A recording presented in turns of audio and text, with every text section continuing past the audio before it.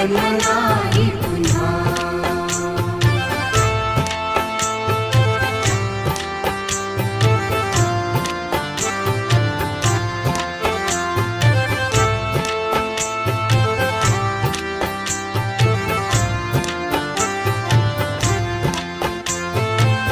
हा जन्म आहे सद्गुरु कृपेचा, हा जन्म आहे सद्गुरु कृपेचा, हा जन्म आहे सद्गुरु कृपेचा। हरि ओम स्वामी समर्थ म्हणा,